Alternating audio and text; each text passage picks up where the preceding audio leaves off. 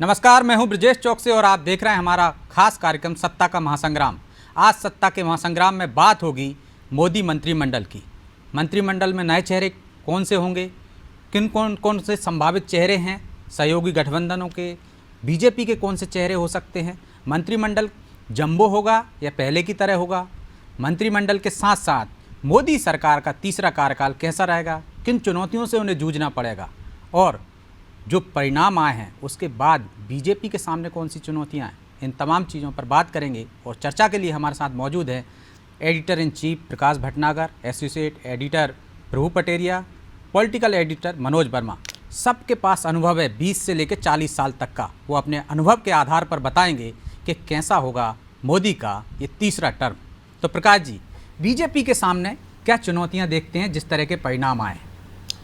देखिए, चुनौतियां ही चुनौतियां हैं और मुझे लगता है कि सरकार के अंदर आप 80-81 मंत्री बना सकते हैं। तो वो अगर एक फार्मूला तय होगा कि किस फार्मूले के आधार पे कैबिनेट मंत्री बनाना है, किस दल को, चूँकि बहुत सारे दल हैं, कई सारे छोटे छोटे दल हैं जिनके एक एक दो सांसद हैं, लेकिन सत्ता में हिस्सेदारी आपको सबको देना पड़ेगी। पिछले 2 मंत्रिमंडल मोदी के हमेशा छोटे मंत्रिमंडल रहे हैं जिनमें 50, 55, 60 से ज़्यादा मंत्री नहीं हुए। पूरे 80 मंत्री उन्होंने कभी नहीं बनाए, लेकिन इस बार वो बना सकते हैं। तो इस बार उनके पास ये है ऑप्शन, अगर वो जैसा सुनने में आ रहा है कि 5 सांसदों पे 1 मंत्री, तो बीजेपी के पास 240 है, उस हिसाब से वो लगभग 50 मंत्री अपने बना सकती है। लेकिन बाकी जनता दल के 12 सांसद हैं तो आप उनके 2 बनेंगे, 2 के आप 3 कर सकते हो। ऐसे तमिल जो तेलुगु देशम है उसको 3 दे सकते हो। फिर राज्य मंत्री भी होता है, तो किस तरह से क्या बनाएंगे, तो एक कोई फार्मूला तय होगा। सरकार चलाने के लिए एक कामन जो है मिनिमम प्रोग्राम बनाना पड़ेगा, क्योंकि इनमें वैचारिक भिन्नता भी होगी। भारतीय जनता पार्टी के सहयोगी तो है सरकार बनाने में, लेकिन विचारधारा के मामले में नीतीश कुमार अलग हैं। नीतीश कुमार को वहाँ पे मुस्लिमों के वोट भी मिलते हैं। वो मुस्लिम आरक्षण, जातिगत जनगणना जैसे मुद्दे तो उन्हीं की देन है। उन्होंने बिहार में जातिगत जनगणना करा के और इसकी शुरुआत की थी इस चुनाव में।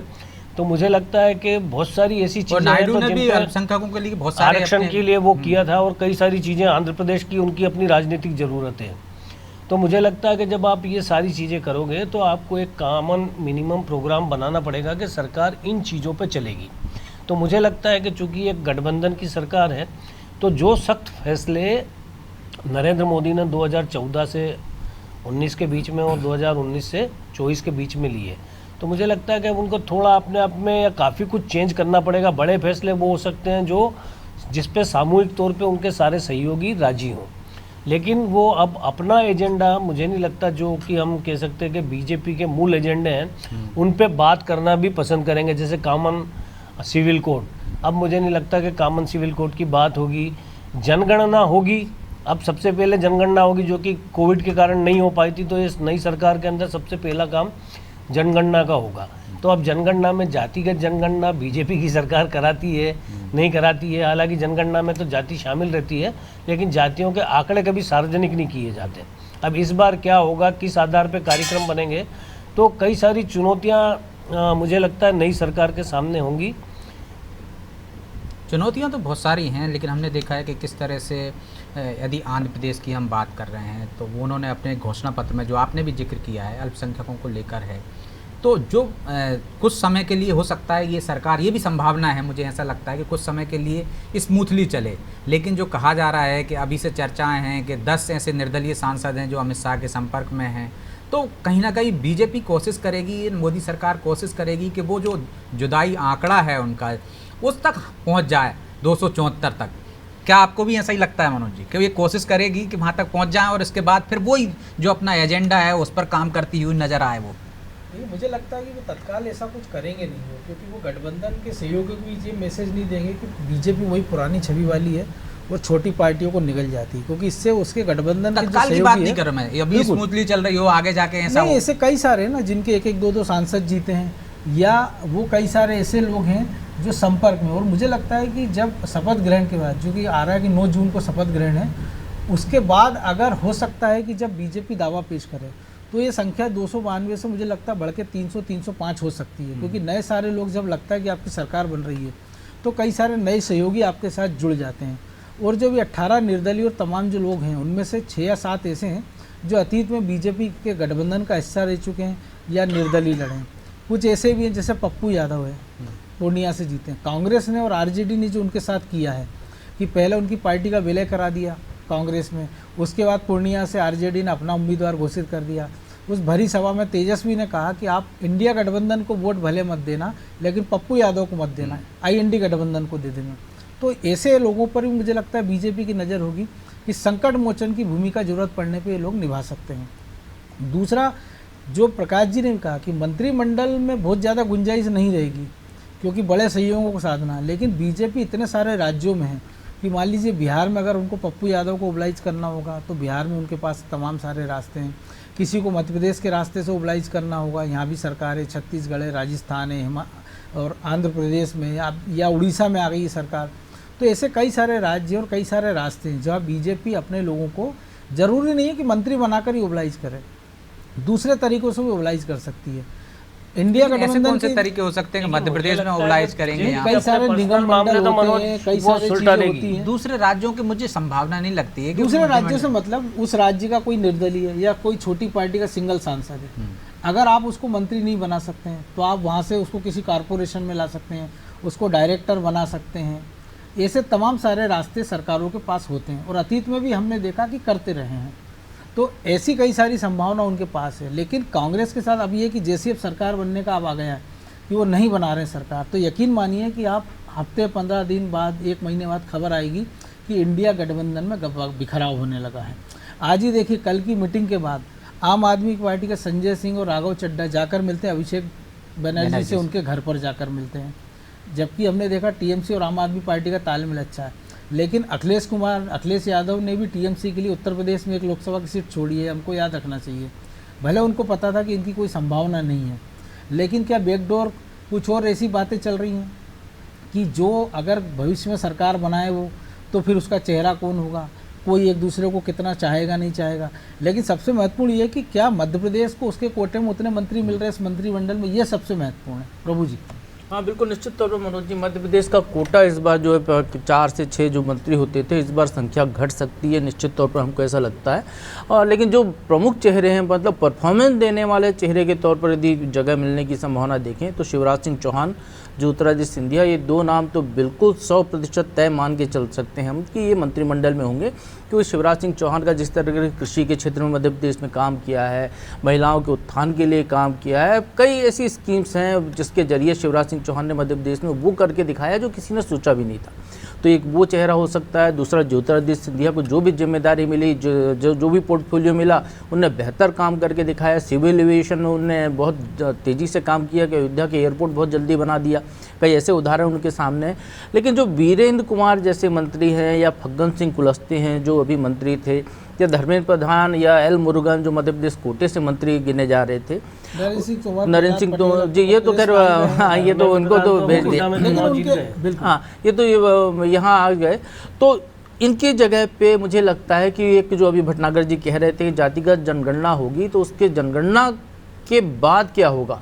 जनगणना के बाद होगा बीजेपी जो महिला आरक्षण का जो संसद में विधेयक पारित कराया था उसको लागू करने की बात होगी। तो उस लिहाज से जिस तरीके से मध्य प्रदेश में 6 महिला सांसदों को टिकट दिया था, 6 की 6 जीत गई हैं, तो निश्चित तौर पर मुझे ऐसा लगता है कि मध्य प्रदेश से जैसे संध्या राय हैं जो दूसरी बार की सांसद हैं, तो वीरेंद्र कुमार की जगह वो रिप्लेस हो सकती हैं। हिमाद्री सिंह का नाम हो सकता है या और कोई, हाँ, फग्गन सिंह की जगह, बिल्कुल। तो इस तरीके से जो है वो क्षेत्रवार और जातिवार संतुलन यहाँ पर साधने की कोशिश करेंगे। और जो ओवरऑल जो मंत्रिमंडल का चेहरा है, निश्चित तौर पर ये मान के चलिए कि नरेंद्र मोदी इस बार पूरी संख्या नहीं भरने वाले हैं। 80 तो 80 वो बनाएंगे नहीं, क्योंकि उन्हें 2014 में जब वो फुल फ्लैश मेजोरिटी में थे तो 46 कैबिनेट मंत्री थे उनके। 2019 में जब आए तो 48 थे। तो ये मान के चलिए कि 60 के आसपास ही संख्या होगी। जो नगीने होंगे बीजेपी के वो चुने हुए होंगे, परफॉर्मेंस देने वाले होंगे। बाकी दलों के साथ जो है, जो भी गठबंधन के जो सहयोगियों के साथ जो भी बातचीत होने के बाद होगा वो वहाँ पर दल देंगे और वो एक गुंजाइश रखेंगे यहाँ पर। लेकिन परफॉर्मेंस के आधार पर देंगे तो बीडी शर्मा को आप माइनस क्यों कर रहे हैं? देखिए, संगठन ने इतना बेहतर काम किया है। देखिए ब्रजेश जी, आ रहा हूँ उसी पे। पुराना यदि उसको देखते हैं, नरेंद्र सिंह तोमर अध्यक्ष थे, नरेंद्र सिंह तोमर को अध्यक्ष पद से हटाया, उसमें सरकार नहीं थी तो उनको राष्ट्रीय महामंत्री बना दिया, उसके तुरंत बाद सरकार बनी तो मंत्रिमंडल में शामिल हो गए। तो जब वी.डी. शर्मा का कार्यकाल पूरा हो चुका है, वो एक्सेस कार्यकाल पर काम कर रहे हैं, जब ये हटेंगे तो निश्चित तौर पर बीजेपी, चूँकि मध्य प्रदेश में 29 की 29 सीटें उन्हें जिता कर दी हैं, परफॉर्मेंस बहुत अच्छा रहा है 2 चुनाव का, तो निश्चित तौर पर उनको भी मंत्रिमंडल में जगह मिलने की संभावना हम देख रहे हैं। हो सकता है चूँकि बीजेपी संगठन में भी राष्ट्रीय स्तर पर बदलाव होना है, तो हो सकता है कि संगठन में कोई भूमिका उधर मिल जाए या मंत्रिमंडल में मिल जाए जी, तो ऐसे कुछ बदलाव वहाँ पर हो सकते हैं। संगठन में बदलाव भी होंगे तो प्रकाश जी मध्य प्रदेश में भी बदलाव होगा और इस बदलाव का ये परिणामों से भी असर पड़ेगा, मुझे लगता है। आपकी क्या राय है? देखिए, मध्य प्रदेश में तो परिणामों से कोई ऐसा असर नहीं पड़ेगा, लेकिन चूंकि यहाँ पे अब बदलना ही है, संगठन के अंदर बदलाव होना है, तो नया अध्यक्ष आएगा। अब नया अध्यक्ष कौन आएगा ये एक अलग बात है, लेकिन यहाँ खास करके अब दिल्ली के अंदर सबसे इम्पोर्टेंट है जो संगठन में बदलाव होंगे, क्योंकि वहाँ पे जो बीजेपी का नया अध्यक्ष होगा वो गठबंधन के साथ भी उसको तालमेल, क्योंकि वहाँ पे जिम्मेदारियाँ अब ज़्यादा होगी, वहाँ पे आपको लचीलापन रखना पड़ेगा। प्लस इस चुनाव में भारतीय जनता पार्टी जिन कारणों से हारी है, उन कारणों की समीक्षा करने के बाद में उनको दूर करना होगा, क्योंकि भारतीय जनता पार्टी आज चुनाव हार गई, लेकिन निश्चित तौर पे वो बहुत जल्दी 29 की तैयारी चालू कर देंगे। उनके पास सामने 3 राज्यों के चुनाव हैं, तो भारतीय जनता पार्टी में कई सारे बदलाव राष्ट्रीय स्तर पे होंगे, कई सारी चीज़ों को उन्हें परिवर्तित करना पड़ेगा। जब वो अपनी आत्ममंथन करेंगे तो अपनी गलतियों को महसूस करेंगे कि उन्होंने कहाँ कहाँ गलतियाँ की, किस तरह से केंद्रीय नेतृत्व राज्यों के नेतृत्व पे हावी हो गया और वो क्या सही था या गलत था। तो इन सारी जब चीज़ों पे बात होगी तो मुझे लगता है कि संगठन में भी बहुत महत्वपूर्ण लोगों को दायित्व देना पड़ेगा, जो संगठन के काम को जानते हैं। उसमें वी.डी. शर्मा हो सकते हैं और खुद शिवराज सिंह चौहान भी हो सकते हैं कि वो मंत्री के तौर पे भी उपयोगी हैं और संगठन में भी उतने ही उपयोगी हैं, क्योंकि भारतीय जनता पार्टी को जानते हैं। शिवराज सिंह चौहान का नाम इसलिए नहीं हो सकता राष्ट्रीय अध्यक्ष के लिए अभी, क्योंकि कांग्रेस उनके पीछे पड़ गई है। कांग्रेस के तमाम नेता, चाहे विवेक तनखा मध्य प्रदेश के हों, चाहे संजय यादव हों जबलपुर से विधायक, या फिर सुप्रिया श्रीनेत जैसे नेता हों, वो कह रहे हैं कि शिवराज सिंह चौहान को प्रधानमंत्री बनाइए, सबसे ज्यादा वोट से जीते हैं कायदे से वो देश के कहने पे तो भारतीय जनता पार्टी सुनेगी नहीं। तो राष्ट्रीय अध्यक्ष के तौर पर शिवराज सिंह का वो कद जो मध्य प्रदेश में रहा है और जो उनकी स्वीकार्यता मध्य प्रदेश के बाहर और हर वर्ग में है, बीजेपी को अब अपनी जरूरतों के हिसाब से करना पड़ेगा। कांग्रेस क्या कह रही है ये एक डिफरेंट मैटर है, बीजेपी की अपनी जरूरतें क्या है, क्या बीजेपी वहाँ पे कौन आपके लिए इफेक्टिव साबित हो सकता है। मुझे लगता नहीं कि बीजेपी इस पे प्रभावित होती हो कि क्या मार्केट में चल रहा होना है। भी नहीं चाहिए, क्योंकि मार्केट के ऊपर आप अपनी पार्टी का डिसीजन नहीं ले सकते हो। ये चीज़ भी ध्यान रखना पड़ेगी। महाराष्ट्र की हार के बाद बीजेपी में तमाम राज्यों में हार हुई, लेकिन इकलौते देवेंद्र फडणवीस ने कहा कि मैं जिम्मेदारी लेके इस्तीफा दे रहा हूँ। सम्राट चौधरी जो कि उप मुख्यमंत्री बिहार सरकार में, जिनके बारे में कहा जाता है कि नीतीश और उनका 36 का आंकड़ा है, और वो सिर पर जो कपड़ा बांधते तो उन्होंने कसम खाई थी तब खुलेगा जब मैं नीतीश को तबाह कर दूंगा। उन्हीं की सरकार में रहने के बाद भी वो कपड़ा अभी तक खोला नहीं, लेकिन आज वो प्रेस कॉन्फ्रेंस करके कह रहे हैं कि 2025 के विधानसभा चुनाव में पार्टी नीतीश कुमार के नेतृत्व में चुनाव लड़ेगी। तो ये बीजेपी में ऐसा नहीं कि राज्यों के साथ ऊपर से भी कहीं ना कहीं निर्देश होंगे कि कैसा लचीलापन। हमने देखा महाराष्ट्र बड़ा उदाहरण है, मुख्यमंत्री से सीधे उप मुख्यमंत्री बना दिया जाता है व्यक्ति को। तो बीजेपी में देखिए, शिवराज जब नरेंद्र मोदी का चयन हो रहा था बीजेपी के नेता पद पर, जब वो मुख्यमंत्री हुआ करते थे, लाल कृष्ण आडवाणी ने गुजरात की ग्वालियर में आकर कहा कि मोदी से बेहतर हमारे यहाँ नेता हैं, उसमें शिवराज जी का सबसे ऊपर नाम लिया था। उसके बाद जब मोदी को नेता चुना गया, जब सरकार बनी 2014 से 2019 के रिजीम की, तो आप देखिए कि शिवराज सिंह चौहान के साथ किस तरीके का व्यवहार होता था। अपनी सरकार होने के बावजूद उनको कई मुद्दों पर परेशान होना पड़ा।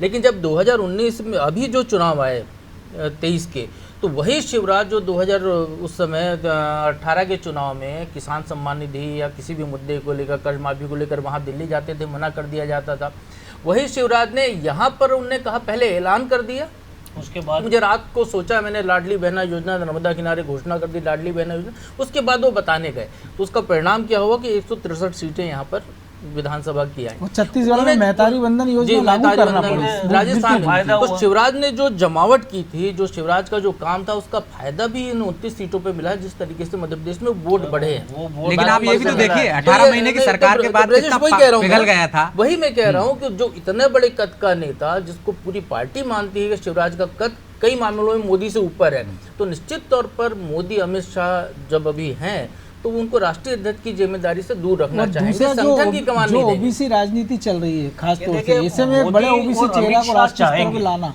ठीक ये है, रिस्क नहीं लेंगे मनोज, मुझे। मोदी लेकिन और वो अमित तब शाह तक चाहते चाहेंगे। रहते लेकिन जब तक क्या वो जीतते अब भी रहे। अमित शाह और मोदी चाहेंगे जब स्थितियां बदल रही है, या उनके इसलिए चाहने ऐसा का नहीं चाहा, है। अब बिल्कुल। 100% आरएसएस को हस्तक्षेप करना पड़ेगा बीजेपी में।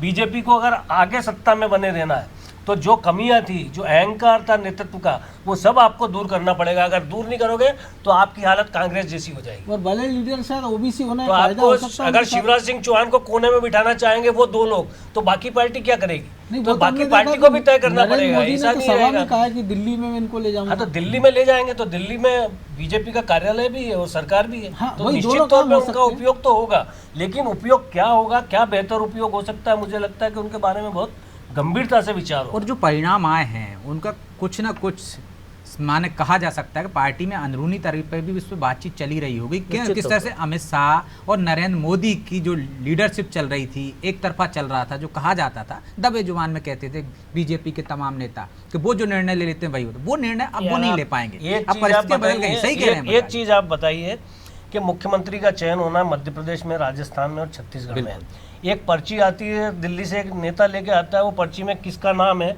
ये कौन सा तरीका मुख्यमंत्री चुनने का आपने तय किया कि आप पार्टी के सारे नेताओं से बैठ के जो मध्य प्रदेश में विधायक सीनियर दल की हैं, बैठक में आप जो पर्ची आप दे रहे हो। हाँ, और आप दे रहे हो और पर्ची ये बोल रही इंदिरा है। गांधी और तो जो राजीव गांधी वाला तरीका था, वो तो वही तरीका हासिल मुझे हुआ। नहीं लगता कि भारतीय जनता पार्टी अब पचा पाएगी। अब आपको चेंजेस करना पड़ेंगे भारतीय जनता पार्टी। वो भाजपा को चेंजेस करना ही पड़ेंगे, इन दो लोगों को भी चेंजेस करना और एक और पड़ेगा। चीज है ना होगा, होगा। कि जब छत्तीसगढ़, राजस्थान, मध्य प्रदेश की जीत का क्रेडिट मोदी के नाम पर गया, तो राजस्थान की हार का जिम्मेदार किसके पास है? बगल में महाराष्ट्र में आप हाल देख लिए बीजेपी का, लेकिन मध्य प्रदेश में है तो ये जो कहीं प्रभु जी ने कहा है ईमानदारी से कि वो लाडली बहना का इम्पैक्ट अभी तक है, क्योंकि ये शिवराज की जमीन पे ही आप बिल्कुल, जीते हो, शिवराज की क्योंकि जमीन पे ही कांग्रेस आप की जीते आप हो। देखिए उन्होंने कहा था 8.5 जीते भले बीजेपी संगठन की मेहनत, सरकार का काम काज है, जमीन लेकिन शिवराज जो की है उसमें जो खाद पानी का जो काम किया है वो नहीं, शिवराज आप की देखिए स्कीमों ना ने किया कि है। कांग्रेस ने कहा कि हम 1 लाख रुपए सालाना देंगे महिलाओं को। आप देखिए उत्तर प्रदेश में जीतते ही वहाँ कांग्रेस कार्यालय के बाहर महिलाओं की लाइन लग गई है लाइए वो भैया, देखिए, 1 वो लाख रुपया कांग्रेस, कौन दे ये रहा है? मुझे ये अच्छा लगा कि कांग्रेस ने नीचे तक, स्तर तक ये बात पहुंचा दी, फॉर्म भर लिए, जिसका के संगठन भी वो बहुत लेकिन कमजोर माना ये एक और जाता चीज़ है। है। लेकिन अगर वो ऐसा करने में कामयाब हो गए, अब भले ही उनके यहाँ लाइन लग रही है, लेकिन वो ये आश्चर्यजनक लगा मुझे कि वो लोगों तक फॉर्म पहुंचा लेकिन पाए। प्रकाश जी एक और चीज है ना सोचने की कांग्रेस को, जिस उत्तर प्रदेश में संगठन नहीं, वहाँ 76 लाख फॉर्म भर गए, जब मध्य प्रदेश में 40% वोट शेयर है, वहाँ 76 महिला अभी तक नहीं पहुंची कि भैया 1 लाख कम मिलेगा। तो इसका मेरा मतलब साफ दिग्विजय सिंह ने संकेत खुद है- ये गारंटी बहुत कार्ड ताज्जुब की भरवाए बात थे। है। ये इससे उत्तर साफ विचार संकेत होना है कि चाहिए। मतलब जो उनमें गठबंधन हुआ था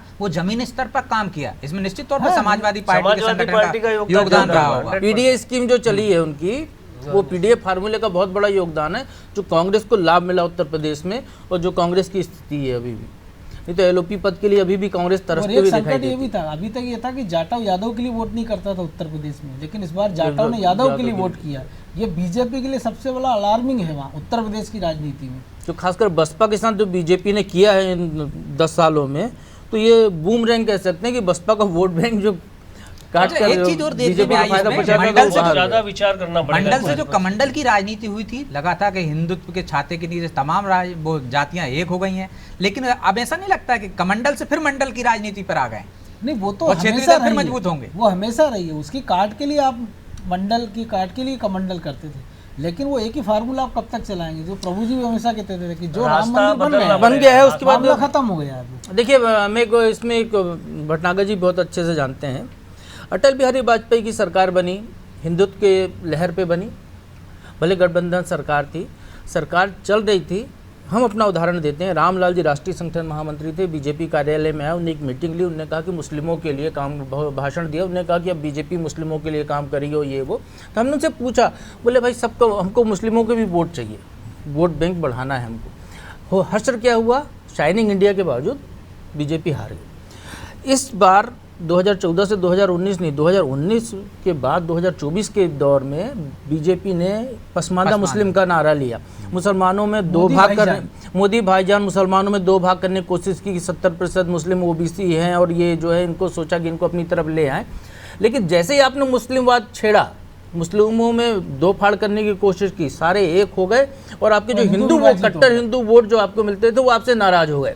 तो ये बीजेपी को समझना होगा कि इसका जो कमंडल में इसका सब कुछ है, कमंडल के बाहर गई है तो मंडल भारी हो जाएगा। लेकिन आपको मैकेनिज्म मैं प्रकाश चेंज जी करना बता- पड़ेगा यूपी हिंदुओं को छोड़ो एक आप। रखने का, क्योंकि अब आप बार बार किसी मंदिर के नाम पे नहीं कर सकते। जैसे अभी हम अयोध्या के अंदर बीजेपी हारी और खबरें देख रहे हैं, तो अयोध्या में जो तोड़ फोड़ हुई, जितना मुआवजा नहीं मिला, वो वहाँ के स्थानीय लोगों की नाराजगी हो सकती है मनोज, और वो भारी पड़ेगी जिनकी संपत्ति पे प्रहार हुआ। मंदिर बहुत भव्य बना, बहुत अच्छा बना, बाकी देश में असर हो सकता है, लेकिन जिनके घर टूटे होंगे, घर टूटे जिनको उनको हटाया तुरंत होगा, मुआवजा देके दूसरी जगह बसाना चाहिए था हाँ, वहाँ वो दूसरा पर। मुआवजा प्रॉपर नहीं दिया। ये नहीं दिया शिकायत गया। ये है कि मुआवजा बाजार रेट से नहीं मिला। तो अगर आपने सरकारी दादागिरी से उनको वहां से हटा दिया तो वो परिणाम तो आपको उसका मतदान तो में एक भुगतना पड़ेगा। हालांकि जीता वहां पे भी हिंदू ही है, तो ऐसा नहीं है। लेकिन वहाँ पे वो ये भी ठीक है कि देखना वो पड़ेगा BJP का आपको हिंदू नहीं जातिगत है। समीकरण में, जिसको समाजवादी पार्टी ने उम्मीदवार बनाया 5 लाख नहीं, उसकी लेकिन समाज जो के वोट हैं, proper- ये भी नहीं भूलना proper चाहिए। जो अयोध्या है, वहाँ जो से तो सोशल BJP इंजीनियरिंग को की लीड अप्रेस की मिली बात है, हो रही है। कम हो गई लेकिन लीड, इतनी कम। लीड नहीं मिली जिससे बाकी कवर हो। देखिए, और दूसरा कुल मिला भोपाल के- एक उदाहरण है। भोपाल उत्तर के एक बूथ से आलोक शर्मा को महज 5 वोट मिले हैं। जो और ऐसे प्रभु जी कह रहे हैं कई- कि कई कैसी सारे हो वोटिंग सकते हैं पैटर्न बंटवारा, जो चेंज होता हुआ है। ब्रजेश जी, मैं भोपाल उत्तर में कई पोलिंग बूथ हैं जहां बीजेपी का पोलिंग एजेंट ही नहीं बैठता है, कभी सिर्फ कागज में बैठता है। बीजेपी वहां पे आज तक अपना काम नहीं कर पाई। कई बार तो ये हुआ कि बीजेपी ने पार्षद के लिए जिसको खड़ा किया उसको उसके घर वालों ने वोट नहीं दिया वाली स्थिति यहाँ पे निर्मित हो जाती है। तो ये मुस्लिमों को बीजेपी को समझना होगा, उनको यदि वो वाकई में सर्वधर्म संभाव की राजनीति करते हैं तो वो करें, और यदि वो चुनाव के लिए हिंदू मुस्लिम करते हैं कि आपने पहले पसमानदा को एक करने अपनी तरफ लाने की कोशिश की, मुस्लिमों को जोड़ने की कोशिश की, और जैसे ही चुनाव आए आपको लगा 5वें चरण आते आते कि नहीं हम तो पिछड़ रहे हैं, तो आप हिंदू मुसलमान करने लगे। ये हजम नहीं होने वाला है।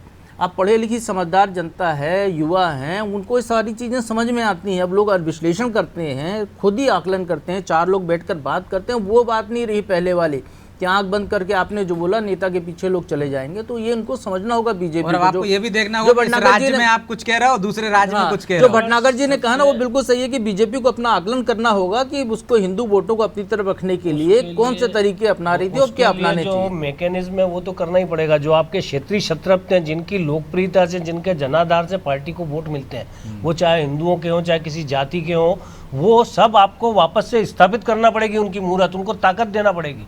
अगर आपने शिवराज सिंह चौहान को पर्ची थमा दी कि भैया मुख्यमंत्री का नाम घोषणा कर दो, ये बहुत अपमानजनक स्थिति है भारतीय जनता पार्टी के अंदर नेताओं की। तो वो बदलाव 100% होगा। और वैसे भी मैं बताऊं आपको कि हिंदुस्तान में राजनीति कोई रॉकेट साइंस नहीं है। 3 बड़ी ज्ञान की यूनिवर्सिटी हिंदुस्तान में, एक पान की दुकान, एक चाय की दुकान, एक नाई की दुकान। आप वहाँ चले जाइए, पूरी पल्स आपको समझ में जाएगी। ये सही बात है।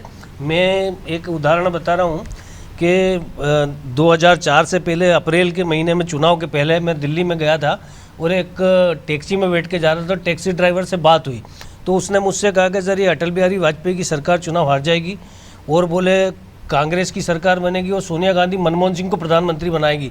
और वो सरदार ने जो बोला वो 4 महीने बाद सही हो गया। तो मतलब आप सोचो कि एक ड्राइवर ने जो बताया वो कोई सोच भी नहीं सकता था और वो हो गया। तो मुझे लगता है कि जो पल्स जो है वो नीचे जमीन पे ही समझ में आती है। बिल्कुल। और राजनेताओं को भी जमीन पर ही उतरना पड़ेगा। जमीन की राजनीति करेंगे तो मुझे लगता है कि ज़्यादा सफल होंगे। नहीं, अभी भारतीय जनता पार्टी जैसा संगठन घर घर वोट पर्ची बांटते थे, वो भूल बदल गए गए। बांटना। हाँ। अपनी पुरानी ढर्रे पर या पुरानी परंपरा पर लौटना होगा, तब कहीं जाकर बीजेपी और मजबूत होगी। और जो उसने गलतियां की हैं उससे सबक लेना पड़ेगा। सबक लेगी तो निश्चित तौर पर 2029 में फिर वो कह सकती है कि हम 300 पार या 400 पार। फिलहाल तो उसे आत्मंथन करना होगा और निश्चित तौर पर बीजेपी आत्मंथन करेगी, और इसके क्या परिणाम होंगे ये तो आने वाला समय बताएगा। फिलहाल सत्ता के महासंग्राम में इतना ही। हमें दीजिए इजाजत और आप देखते रहिए अनादि टीवी। नमस्कार।